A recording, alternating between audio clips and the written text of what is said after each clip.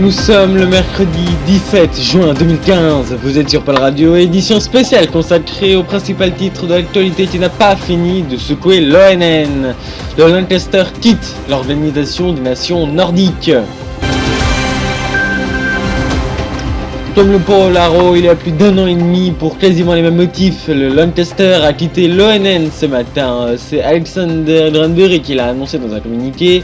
L'un des pays les plus peuplés du monde, GC, quitte le successeur de l'Union Nordique à cause très vraisemblablement des tensions entre différents pays membres. Rappelez-vous, c'était déjà les mêmes tensions qui avaient fait démissionner Kathleen Vaillancourt il y a déjà plusieurs jours, se disant épuisés par les scandales et les querelles.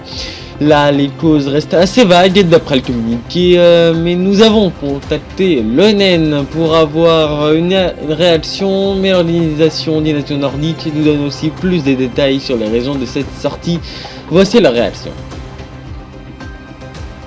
C'est avec la plus grande tristesse que nous avons appris que le Lancaster allait quitter l'ONN. Nous souhaitons au Lancaster que ses choix soient les bons pour lui et sa population et qu'il ne les regrettera pas. Aussi, je souhaiterais faire toute la lumière sur ces mystérieuses tensions tenues secrètes selon Capital News. Ces tensions tiennent à l'attribution d'un marché, celui de l'éco-cité du Lancaster. Monsieur James Axiom n'a pas supporté que la compagnie de son pays ne soit pas choisie. S'en sont suivi un violent débat entre Madame Vaillancourt à ce moment-là et Monsieur Axiom. Le lendemain, le nouveau Premier ministre du Lancaster annonçait sa sortie de l'ONN du fait des incessantes tensions entre le Lancaster et Oxyleaf. Cela fait plusieurs mois que l'ONN est très mal en point du fait des tensions entre le Lancaster et Oxyleaf en interne sur de nombreux sujets. Aujourd'hui, l'avenir de l'ONN me semble très incertain, ainsi un sommet extraordinaire sera convoqué par moi-même à Édimbourg pour discuter de l'avenir de cette union. Cependant, je pense que le temps des divisions est révolu en Filicie. Nous verrons tout cela fin juin.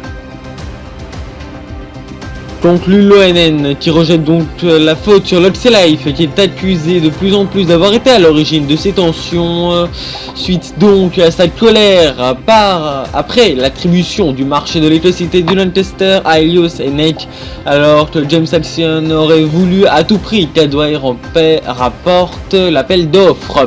Dans un sondage exclusif pour RTV Amaliti, ce sont près de 78% des habitants de la RG, l'autre pays fondateur, qui pensent que cette crise aurait été déclenchée par l'Oxyleaf. Ils ne sont que 21% à penser que le Lancaster est le fautif.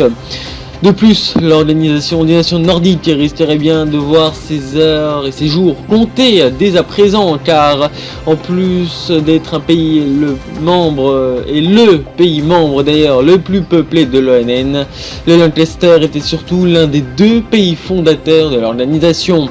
Les 4 derniers membres de l'Union se réuniront en sommet de crise le 29 juin prochain à Édimbourg.